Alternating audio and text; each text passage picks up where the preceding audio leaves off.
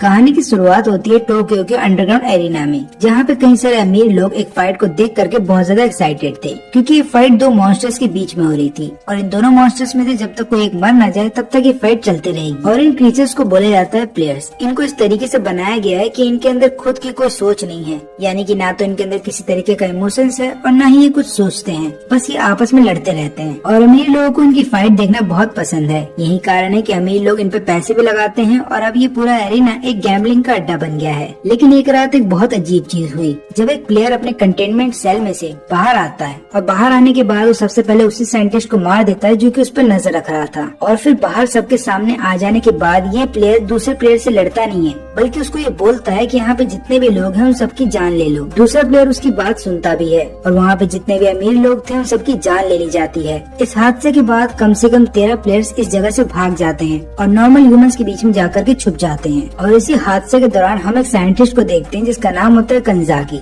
जो कि एक बच्चे को लेकर के यहाँ से भाग रहा था। उसका बॉस उसको रोकता तो है लेकिन वो रुकता नहीं। तो देखा जाए तो ये बच्चा इस दुनिया में एग्जिस्ट नहीं करना चाहिए था, क्योंकि अमागी कॉर्पोरेशन ने इन प्लेयर्स को बनाया था एंटरटेनमेंट के लिए। लेकिन यहाँ के साइंटिस्ट को ये बात भी पता थी कि किसी दिन ऐसा हो सकता है कि सारे प्लेयर्स बेकाबू हो जाएं। यही कारण है कि उन लोगों ने एक ऐसा वेपन भी बनाया था जो कि इन सभी प्लेयर्स को खत्म कर सकता है, और इसको नाम दिया गया था जेट। और ये वेपन कोई और नहीं बल्कि वही छोटा बच्चा है जिसको कंजाकी अपने साथ लेकर के भाग गया था, क्योंकि कंजाकी का ऐसा मानना है कि इस बच्चे को भी नॉर्मल ह्यूमन की तरह जीने का पूरा हक है। और फिर आगे चल करके कंजाकी ने उसको अपने बच्चे की ही तरह पाला और उसको नाम दिया जिन। और कहीं ये दोनों पकड़े न जाएं, इसलिए कंजाकी ने स्लम एरिया में रहने का फैसला किया। लेकिन अमागी कॉर्पोरेशन के जितने भी लोग हैं वो अभी भी उस वेपन को ढूंढ रहे हैं। लेकिन जिन अब बड़ा हो चुका है और वो एक ऐसी जगह पे रहता है जहाँ पे न तो पीने का पानी है, न इलेक्ट्रिसिटी है और न कोई उम्मीद, बस इन्हें कैसे भी करके सर्वाइव करना है। इसके अलावा जिन कभी स्कूल गया नहीं, क्योंकि कंजाकी के पास इतने पैसे नहीं है। और जिन ने काम करने की कोशिश तो की, लेकिन कोई भी आदमी स्लम के बच्चे को काम देना नहीं चाहता, इसलिए उसने खुद का ही बिजनेस स्टार्ट किया और उसका नाम रखा हीरोइज्म। यानी कि जब भी कोई आदमी किसी मुसीबत में होगा तब यहाँ पे जिन उसकी मदद करेगा, लेकिन उसके बदले में जिन को पैसे चाहिए। और फिर एक दिन ये तीनों बदमाश एक लड़की को घेर करके खड़े हो जाते हैं और बोलते हैं कि हमें ना सुनने की आदत नहीं है। लेकिन तभी वहाँ पे जिन आ जाता है। वो इस लड़की को बोलता है कि मैं तुम्हारी मदद करूंगा, लेकिन उसके बदले में मुझे पैसे चाहिए। और यहाँ पे लड़की पैसे के लिए मान जाती है।